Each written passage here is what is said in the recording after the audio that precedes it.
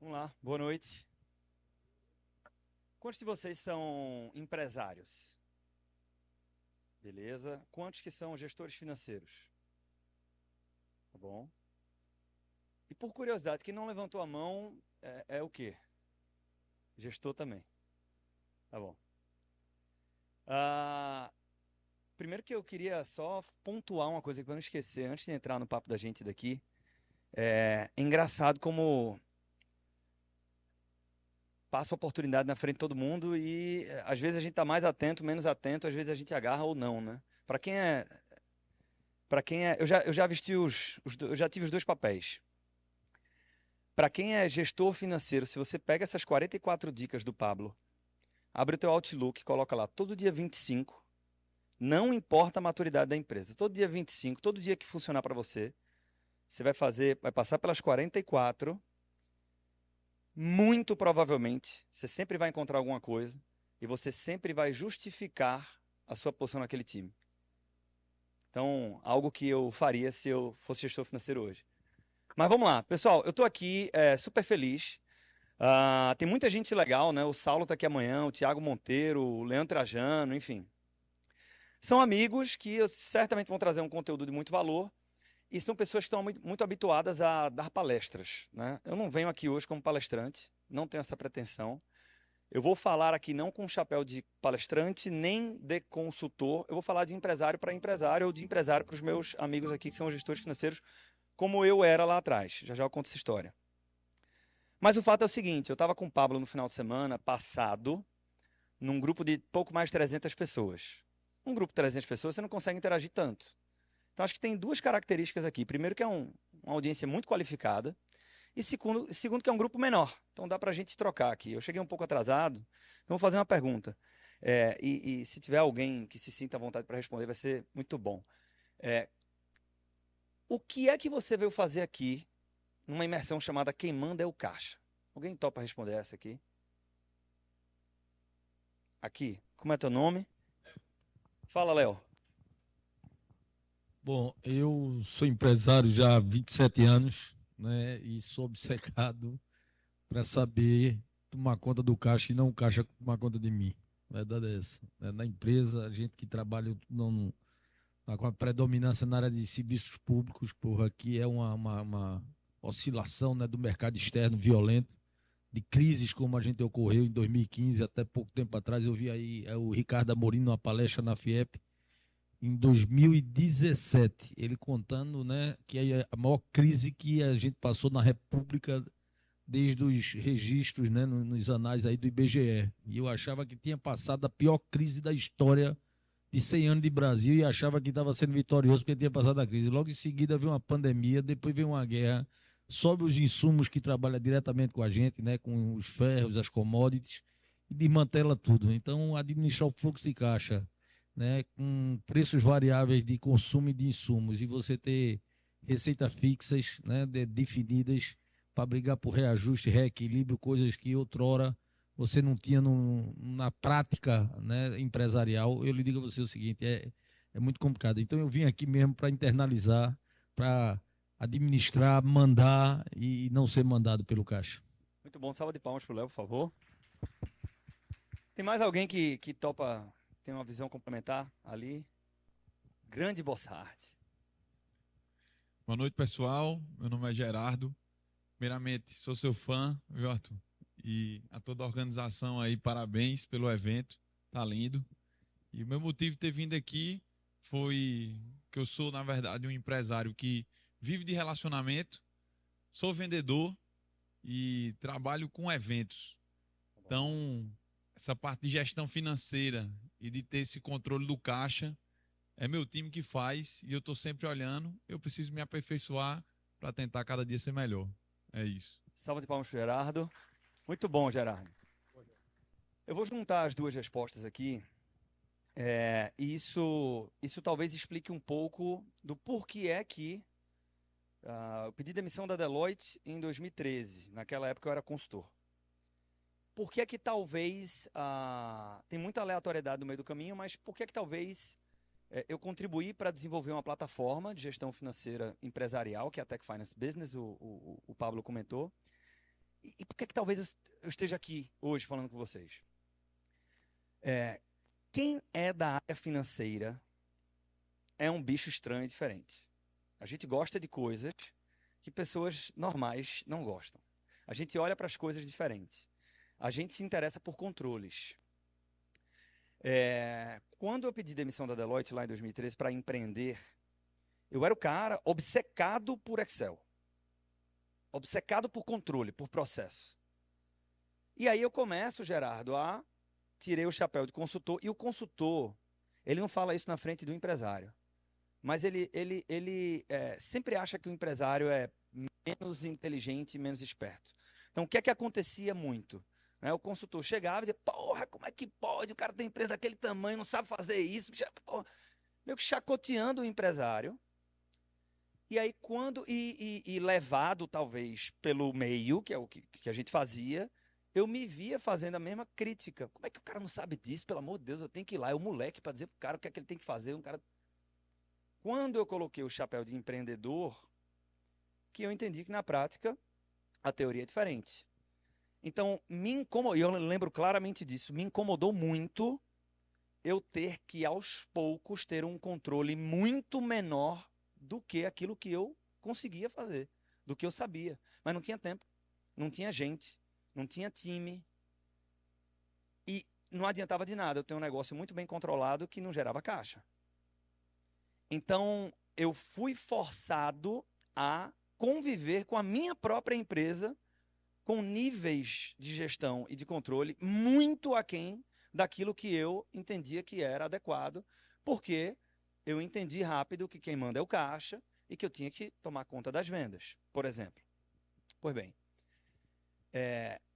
com o tempo eu fui dando um nome para isso, porque eu percebi que se você abrir mão de vez do controle, parte do motivo pelo qual talvez o Léo esteja aqui, você pode vender muito e ainda assim quebrar a cara.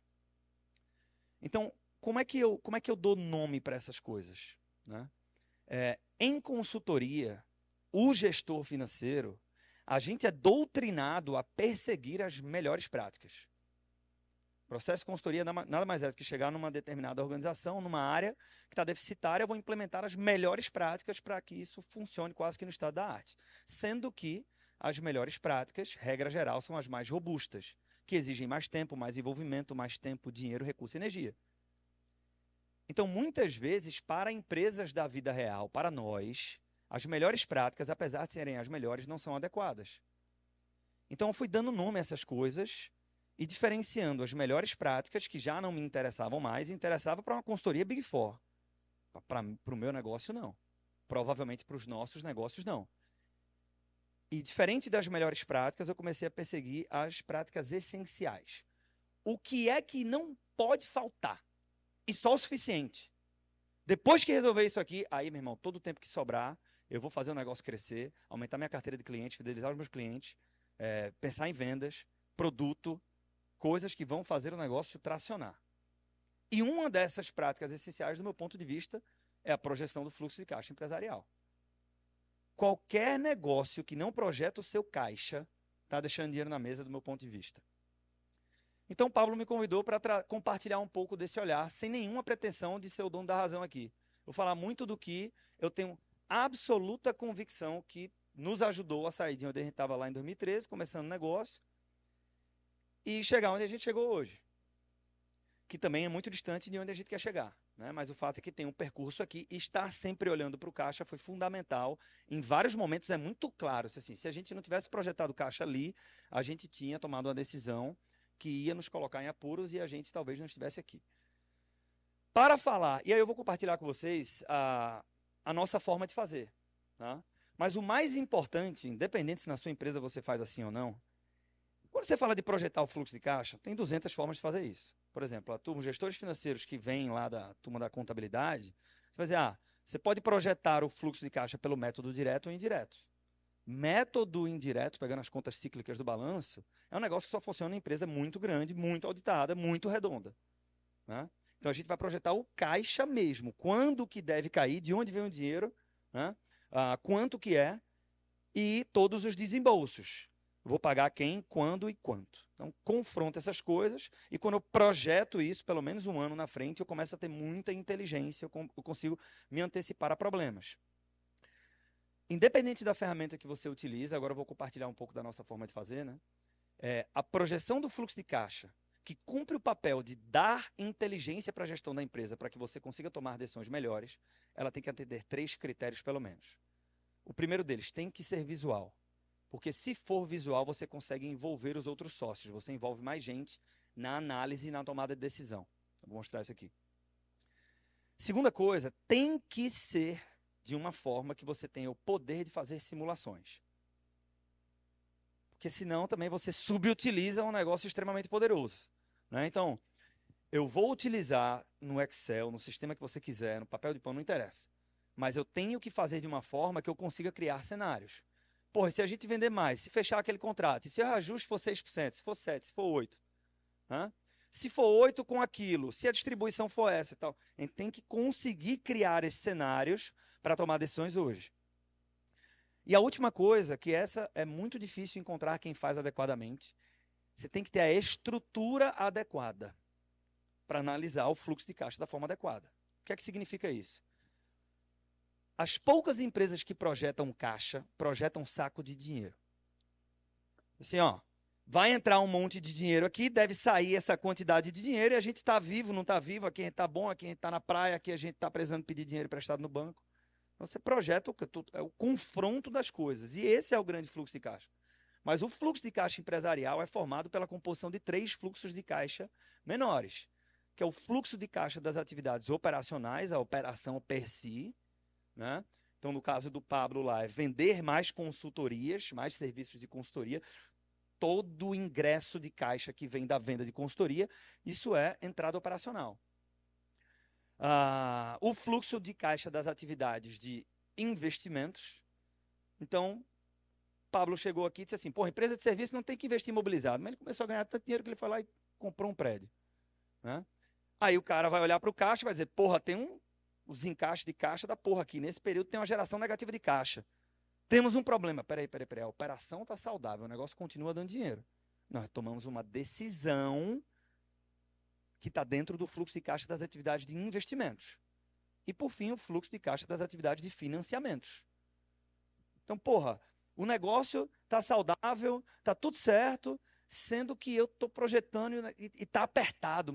Porra, estou com a sensação que a gente está ganhando dinheiro, que a operação está saudável, sendo que eu estou pagando parcelas de decisões ruins que eu tomei lá atrás e isso consome caixa. Quando você projeta desta forma, você tem um nível de inteligência muito maior para entender o que é que está acontecendo com a empresa. Ou então, que também acontece, né? Assim, porra, a gente está confortável, tem grana aqui. Sim, porra, tem grana porque fez um puta aporte na empresa. Né? Porque a gente fez uma captação de um recurso, com um terceiro qualquer que seja, entrou a parcela do empréstimo, então entrou dinheiro na empresa, mas isso é fluxo de caixa das atividades de financiamento. Então, como que a gente faz, né? Deixa eu...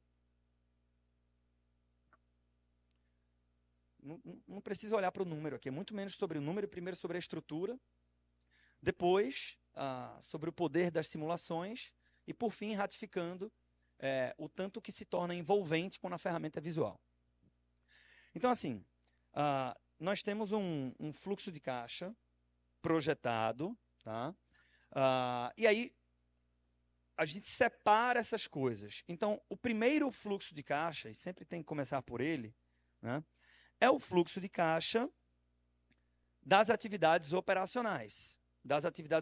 A única coisa que a gente faz a título de estrutura, né, é separar isso entre as entradas de caixa, os gastos variáveis, que é o que o Pablo acabou de dar o exemplo aqui. Quando eu tiro os gastos variáveis, você tem um número importantíssimo para a gestão financeira do negócio, que é a contribuição marginal, que é o tanto de dinheiro que a gente vai ter para contribuir para fazer com que a gente vença os gastos fixos, que esses estão lá, independente do volume de vendas. Eu não sei se o Pablo já passou por isso ou não. Eu imagino que é um conceito que a maioria esteja familiar. Se não for, certamente ele vai cobrir isso. Que aqui, a gente está falando de caixa, nós estamos falando de uma análise financeira, demonstração do fluxo de caixa, geração de caixa, não estou falando de lucro, não estou falando de DRE, não estou falando de resultado econômico, resultado estritamente financeiro. Beleza. E aí depois a gente tira os gastos fixos e chega no fluxo de caixa das atividades operacionais. Depois disso, você tem ingressos e desembolsos, entradas e saídas de caixa, que tem a ver com o fluxo de caixa das atividades de investimentos. E, por fim, o fluxo de caixa das atividades de financiamento. Essa tela aqui, deixa eu ver se eu dou um zoom aqui. Maravilha. O Gerardo consegue ver aí atrás? Maravilha. Com isso, a gente consegue projetar o caixa. Então, esse é o grande saco de dinheiro que eu falei, né? Nos 3 fluxos de caixa, tudo que entrou e tudo que saiu, beleza, eu tenho essa referência aqui.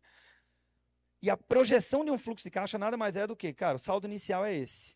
Entre tudo que entrou e tudo que saiu, eu tenho uma geração negativa de caixa de 57 mil. Saldo inicial, somado a essa geração de caixa, você tem um saldo final. O saldo final do período 1 é igual ao saldo inicial do período 2, mais a geração, o saldo final. Que vem para cá, mais geração e tal, e aí você está projetando caixa. Eu sei, no mês 1 da minha projeção, que no final do mês 6, se as coisas acontecerem como a gente imagina que devem acontecer, esta empresa, que hoje tem 750 mil reais em caixa, ela vai ter, ou ela deve ter 245. Se eu quiser entender o porquê disso, eu vou para como esse caixa se formou, que é a estrutura. O que é que aconteceu com a operação, o que é que aconteceu com os investimentos e os financiamentos. Quem não é habituado a olhar demonstrações financeiras, quando você pega os relatórios, e esse aqui ainda é muito amigável, né? Para quem gosta de trabalhar com planilha e tal, isso aqui poderia ser um negócio bem maior. É difícil, você bate o olho e você fica meio perdido, né? Porra, eu olho para onde? Eu que estou vendo tem uns números vermelhos ali, vermelho normalmente é ruim e tal. Tem 3 informações que a gente não pode perder de vista quando você vai fazer a análise de um fluxo de caixa direto. Tá? Primeira delas, qual é o saldo inicial? Porque esse é o primeiro cross-check, é a única informação que eu consigo cruzar com o valor presente. Então, realmente tem 750 mil no caixa? Tem, é essa posição. Pronto. Então, eu vou continuar olhando para essa demonstração porque ela passou pelo primeiro critério, ela começou válida. A outra coisa é a exposição máxima do caixa. É engraçado porque o Pablo acabou de falar aqui sobre como é que faz gestão de caixa na crise. E, inevitavelmente, até porque quando você tira R$1 de despesa, isso vai na veia, né? Vai direto para o caixa, como ele colocou. A gente pensa que essas dicas de como economizar e tal, isso só serve para quando a empresa vai mal. Isso serve muito para quando a empresa vai bem também. E a projeção do fluxo de caixa é igualmente poderosa em cenários adversos e em cenários onde eu estou mais confortável. Quando eu estou falando de um cenário adverso, aí se torna muito relevante olhar para a exposição máxima do caixa, que é o momento na linha do tempo onde eu tenho o menor nível do caixa. Então, tem que bater o olho e falar o seguinte, a gente está confortável com essa exposição máxima, né? E é claro que isso muda da realidade de empresa para empresa. Tem empresa que vai dizer o seguinte, bicho, nós não temos muito conforto, assim, não tem muito luxo. Exposição máxima para a gente é 0, só pode ficar menor do que 0. Tem empresa que diz assim, não, bicho, a gente trabalha com um caixa mínimo, que é um colchão de liquidez de R$1 milhão. Então, eu vou bater o olho e falar o seguinte, no saldo final, mês a mês, tem algum período desses? Qual é a exposição máxima do caixa? Nesse caso aqui, a exposição máxima do caixa, ele já traz aqui, ó, em novembro, ou seja, no 11º mês da projeção, a exposição máxima é essa aqui. Então, beleza, se eu tenho, por exemplo, um nível mínimo de caixa que é de R$1 milhão, eu vou ter que cruzar essas duas informações. E a terceira coisa, então, ou seja, posição inicial, exposição máxima, é a geração de caixa no período, né? Aqui é o cuidado maior para momentos onde existe mais conforto do ponto de vista financeiro na empresa. Que é o seguinte, eu projetei o caixa, e assim, não, cara, a gente está tranquilo, tem dinheiro. Então, imagina o seguinte, você tem, alguma das empresas aqui, né, do ponto de vista probabilístico que seja, tem um nível de caixa confortável com 1, 2, 3, 4, 5, 10 milhões em caixa, certo? Empresas assim, quando você não tem um olhar treinado para avaliar o caixa, demoram a entender um problema. Primeiro, porque não separa os 3 fluxos de caixa. E segundo, porque você não entende que, apesar de parecer ter muito dinheiro, e às vezes o empresário, cada empresário cria a sua própria métrica. Então tem gente que diz assim, Bicho, se eu tiver 500 mil no caixa, tá tudo certo, aí o cara vai pensar em outras coisas. Tem gente que diz assim, se eu tiver 1,5 meu custo fixo, cada um tem uma história diferente para contar. Então, se passar pelo caixa, ou a projeção do caixa, no filtro, no crivo individual dele, ele vai dizer, não, então tá tudo certo. Ele vai pensar em outra coisa. Sendo que, às vezes, eu tenho alguns milhões ou alguns milhares, dependendo da realidade de cada um aqui, sendo que eu não percebo que, apesar de ter muito dinheiro projetado, esta operação está projetando uma geração de caixa negativa. Eu tenho que conseguir responder por que isso está acontecendo. Ah, não, está acontecendo porque a gente está investindo mais, a gente está testando, está abrindo outro mercado, vai demorar a rampar aqui e tal, não sei o que. Pronto, beleza, eu tenho a resposta. Não necessariamente, se a geração de caixa for negativa, quer dizer que tem algum problema. Eu só tenho que conseguir dizer o seguinte, isso é intencional, eu sei o que está acontecendo. Muitas vezes, o pessoal não sabe o que está acontecendo. E aí, vamos lá. Com isso aqui, a gente chega nesse cara aqui. Nesse cara aqui. Então, deixa eu dar um zoom aqui. Então, esse é a grande parada, né? Quando eu projeto o fluxo de caixa, eu ganho o poder da antecipação. Eu sei com algum tempo de antecedência que eu tenho uma oportunidade, porque eu vou ter caixa suficiente para fazer um investimento, ou que eu tenho um problema. E é muito diferente eu esbarrar no problema e falar, bicho, fudeu, eu não vou conseguir te pagar não, agora não. Porque aí eu crio desgaste, ou se eu for recorrer a crédito, eu recorro sem planejamento, sem garantia, sem projeto, e capital terceiro de curtíssimo prazo, sem planejamento no Brasil, custa muito caro, a gente sabe disso. E isso é totalmente diferente de falar o seguinte, olha, daqui a 60 dias eu tenho um título que vai vencer de 25 mil reais, de 40 mil reais, de 5 mil reais. E, porra, a gente tem uma excelente relação. Existe uma chance de eu conseguir pagar isso no vencimento, mas eu estou me antecipando porque eu quero dar a oportunidade de você se planejar. As coisas apertaram aqui e tal. Tem algum problema, se, em vez de pagar no dia 20 do próximo mês, esse título eu te pagar no dia 10 do outro? É muito maluco quem passar por isso, alguns aqui devem ter passado já, porque você está pedindo para o cara para receber depois. O que deveria ser uma coisa ruim, mas o cara vai morrer de agradecer. Pô, se todo mundo me desse a oportunidade de me planejar, bicho, tudo que eu quero é um parceiro como você. Então, e é como o Léo falou, né? As crises acontecem. As economias passam por crises, países também, empresas também. É muito poderoso eu enxergar em janeiro de 23 que, se nossa performance e vendas for como nosso time comercial espera, se a gente tiver uma estrutura similar à estrutura que a gente tem hoje, barará, barará, barará, em novembro o caixa vira. O que a maior parte das empresas faz? Eu vou viver no mês, vai tal, não sei o quê, é uma guerra do caralho, cara, insônia, problema e tal, o cara vai como todos nós, né? Quem tem insônia aí? Eu tenho muita insônia. E é isso. Sendo que é melhor ter uma insônia, como eu digo para o Vitor, né? Vitor, meu sócio, está aqui. Eu digo assim, bicho, eu gosto que as pessoas me contem o problema no tamanho certo. Porque aí eu sei o tamanho da dose de gin que eu faço para poder refletir. Então, ó, você projeta o caixa e fala o seguinte, bicho, fudeu, mas fudeu daqui a 11 meses. Agora a gente tem tempo para poder fazer alguma coisa, né? Então, perceba que ser visual faz com que mais pessoas... Isso aqui é muito melhor do que aquela tabela que eu acabei de mostrar. Né? E aí você tenta falar, bicho, a gente vai ter que mudar o fluxo de pagamento das comissões.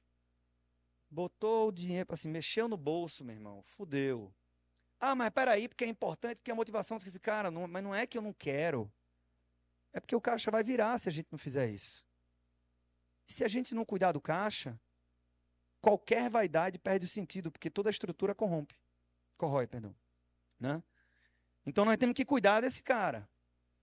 E o poder da simulação que eu comentei é isso aqui. Deixa eu até fazer algumas simulações aqui, só para a gente não ficar sem guia. Né? Por exemplo, deixa eu vir para cá. Aqui, a estrutura desta ferramenta, inclusive, você tem várias abas aqui, e essas abas vão nutrir o caixa, e o caixa projetado, aquela tabela que a gente viu, que vai nutrir o dashboard. Né? Então, aqui, por exemplo, eu estou dizendo o seguinte, ó, nós queremos investir na operação, crescer, etc., mas, porra, tem uma consultoria de marketing, que nós vamos investir 25 mil aqui em abril e que nós vamos investir 50 mil em novembro. O caixa está virando em novembro. Então a gente, cara, assim, eu vou tirar isso aqui da projeção, eu entendo que é uma vontade do time de marketing, a gente quer continuar fazendo isso, mas assim, ou a gente renegocia o fluxo de pagamento disso, empurra um pouco para o próximo período, ou a gente suspende isso aqui e a gente tenta contratar lá na frente. E outra coisa, não quer dizer que a gente vai deixar de fazer, não. Pode ser que a gente performe em vendas, por exemplo, melhor do que a projeção. E se isso acontecer, a gente, com caixa, de forma responsável, a gente contrata isso. Então, eu vou chegar aqui, só para fins de exemplo, e vou tirar esse investimento de uma eventual consultoria. Então, a gente volta aqui para o caixa. Vou deixar menorzinho aqui só para... Beleza, eu não sei, não deu para ver porque estava estourado o zoom, mas a gente reduziu um pouco o tamanho do problema aqui. Outra coisa que eu separei aqui para a gente ver, né? Nesta empresa aqui, o empresário está dizendo o seguinte, ó, eu comumente distribuo 750 mil reais no final do ano, esse ano eu quero fazer a mesma coisa. Então, eu coloquei na projeção aqui, em setembro, 250 mil, 250 mil, 250 mil, 750 mil, certo? O mais legal de projetar o caixa é que você, de novo, não tem que deixar de fazer as coisas. Às vezes você só faz de uma forma diferente. Então você pode virar para esse cara e falar o seguinte, ó, vamos supor que eu sou o gestor financeiro. Eu digo o seguinte, ó, ou a gente reduz um pouco isso aqui, que é uma conversa difícil, ou então vamos fazer assim, como você tem um pressionamento do caixa no final desses 12 meses, e a gente não quer que o caixa vire, porque isso é ruim para todo mundo, em vez de distribuir 750 mil aqui, vamos colocar assim, deixa eu chutar aqui, 150, 450 mil, aqui a gente coloca, era 750, né? 200 mil aqui no final do ano, porque se gasta muito no final do ano, e falta 100 mil que a gente paga, por exemplo, 50 e 50. E, porra, você sabendo isso, com 12 meses de antecedência, talvez você consiga encaixar isso no teu fluxo de caixa pessoal, mas vamos ver se ajuda a empresa. Porque, de novo, se a empresa não estiver respirando, a gente esquece todo o resto, né? Porra, beleza, aqui eu consigo aprovar. Aqui o caixa não vira mais, né? Mas peraí. Isso, né, aqui, eu construí, todos esses números são hipotéticos, tá? Então, eu construí esse cenário aqui de vendas, e o cenário pessimista, otimista e agressivo é um delta do que o nosso time comercial espera vender. Então, aqui eu coloquei 300 mil reais flat todo mês, tá? E o pessimista é 15% a menos, o otimista 15% a mais. Deixa eu aumentar um pouquinho aqui. Vamos colocar 22, não. Ops, perdão. 19% a mais e o agressivo 30% a mais. Beleza. Então, eu tinha aquela curva, eu tinha essa curva aqui de projeção do caixa. Tá ótimo. O que que acontece se, deixa eu vir para cenário aqui, a gente tiver um ano muito bom, otimista. Deixa eu voltar lá para a profecia. Porra, se a gente tiver um ano otimista, a gente acaba o caixa com 428 mil.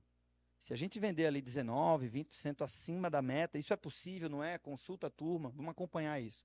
Outra coisa, tem uma porrada aqui gigante, né? Sabe, 900 mil para menos 200. O que é isso? Quem construiu essa peça aqui tem que conseguir responder isso. Deixa eu ver aqui para investimentos. Vamos procurar esse cara aqui. Esse cliente aqui, se você for consultor, ou a empresa, se você for gestor, se é o Léo, que ele não vai fazer isso, mas ele precisa conseguir dialogar para extrair o máximo disso. Assim, ó, nós vamos fazer um investimento numa sede, que o Pablo, inclusive, disse que não era para fazer, e o empresário trouxe a informação. Assim, eu consegui comprar o prédio e eu consegui um desconto bom para ser à vista. Sendo que para o caixa, às vezes é melhor pagar um pouquinho mais e não ser à vista. Então, talvez o cara chegue e diga assim, bicho, vamos tentar... o que a gente pode fazer aqui? A gente pode gastar um pouco menos, a gente pode negociar, a gente pode antecipar alguma coisa. Então, coloca aqui. Faz o seguinte, não gasta os 800. A gente até antecipa isso. Então, eu vou colocar duas aqui de 50 mil. Está dando 900. E aqui E aqui, nós vamos colocar 650. Ou seja, se a gente antecipar alguma coisa, talvez, será que a gente não consegue? Tudo isso vai impactar o caixa. Vocês já entenderam a mensagem, né? Tudo isso aqui impacta o caixa. Beleza, melhorou um pouco o caixa. Agora vem cá, será que esse caixa está à prova de um cenário pessimista? Deixa eu colocar aqui o pessimista. E se a gente vender um pouco menos do que a gente gostaria? Porra, a gente vira o caixa em 50 mil aqui no final do ano. E talvez o empresário diga o seguinte, não, mas se a gente vai virar o caixa só no final do ano, só daqui a 12 meses, dá para a gente seguir com essa estrutura aqui. Por quê? Tão importante quanto projetar o caixa é depois que você faz essa projeção, você ir acompanhando como é que vai o fluxo de caixa projetado com o realizado, né? Então, nesse caso, a gente vai colocando lá, os meses foram acontecendo, você vai acontecendo. A gente esperava acabar o mês com saldo final de tanto, mas foi tanto. E depois ele projeta de acordo com o quê? Com a geração de caixa da projeção. Sendo que partindo do saldo em caixa. Então, aqui, por exemplo, ó, último fluxo de caixa realizado, fevereiro. Né? Em fevereiro, na projeção original, a gente achava que ia ter 600 pau. Mas acabou com 120, ou sei lá qual é o número que tem aqui. Né? Então, se a projeção continuar minimamente válida, a gente vai ter um outro problema. Né? Por quê? Porque a coisa vai acontecendo e à medida que ela vai acontecendo, eu posso ir ajustando as projeções. Então, o empresário ele pode, deixa eu tirar isso aqui, ou o gestor, né? Deixa eu tirar o fluxo de caixa realizado. Mesmo olhando para isso aqui, aprovar essa projeção e trabalhar em prol dela, desde que isso seja consciente e eu esteja enxergando isso antes. E aí sendo fiel aqui ao tempo, né? Eu sou um bom soldado, tá, Pablo? Então, vai lá, 30 minutinhos e tal, estou aqui à disposição. Eu não sei qual é a dinâmica, se abre para perguntas ou não, mas tem uma última coisa, já que a gente está num grupo muito qualificado, que eu gostaria de comentar. Coisa, por exemplo, que eu não falo em rede social, assim, é mais difícil. Deixa eu só abrir aqui. Sobre a projeção do fluxo de caixa. Tem um critério para esse negócio funcionar muito importante. Talvez isso deixe de valer para grandes grupos econômicos, é outra história, certo? São outras preocupações. Para empresas mais parecidas com as nossas, mesmo que você seja gestor da empresa, a projeção do fluxo de caixa tem que passar pelos sócios. Por quê? Não há aprendizado mais poderoso do que o aprendizado biológico. Então, a Fórmula 1 é muito segura, mas não é porque são grandes engenheiros. Teve gente que morreu para que a gente entendesse que tinha que ajustar muita coisa. E assim a gente tem muitos exemplos. Então, tem uma magia que é assim, por exemplo, eu estava numa discussão sobre a estratégia de anúncios, isso foi hoje, né? Até curioso ter sido hoje. Estratégia de anúncios lá para o time de marketing digital e tal, você coloca dinheiro para poder investir em anúncio. Indiscutivelmente, eu era o cara que menos entendia de anúncio no Instagram naquela discussão. Sendo que é inevitável o meu nível de atenção nessa discussão. E aí você acaba enxergando coisas que às vezes outras pessoas não enxergam, porque eu sei que se a gente for displicente, dói. Então, temos realidades diferentes, mas eu não tenho dúvida nenhuma, né, e para poder passar aqui a palavra para o Pablo, que se na sua empresa, ou na empresa que você faz parte, você tiver a preocupação de qualquer que seja o período, 30 dias é muita coisa. Se antecipar a problemas que vão acontecer daqui a 30 dias é muita coisa. É muito poderoso já. Então, que seja 30, 60, 90, às vezes você está numa situação que não adianta ficar olhando 12 meses. Você tem que olhar para 3 meses. Mas se você projetar o caixa, entendendo o porquê as coisas estão acontecendo, que a gente chama de estrutura, né, entre os fluxos de caixa da operação, atividades de investimento e financiamento. E se você faz isso de uma forma visual, que permite criar cenários, porra, se distribui tanto, se investir nisso, se não investir, se tirar, se contratar, se não contratar, etc. E envolvendo os sócios, eu não tenho nenhuma garantia que essa empresa vai dar certo. Mas é muito difícil ela estar num lugar pior do que ela vai estar daqui a X tempo do que aquela empresa que não projeta o caixa. Aquela que projeta tem uma vantagem competitiva que muita competição não enxerga, porque é uma vantagem de gestão. Muito obrigado, estou à disposição.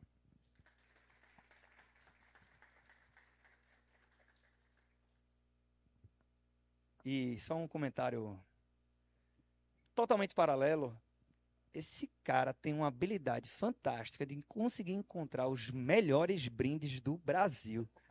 Essa aqui eu disse, puta merda, eu já aposentei a minha garrafa ali. Parabéns.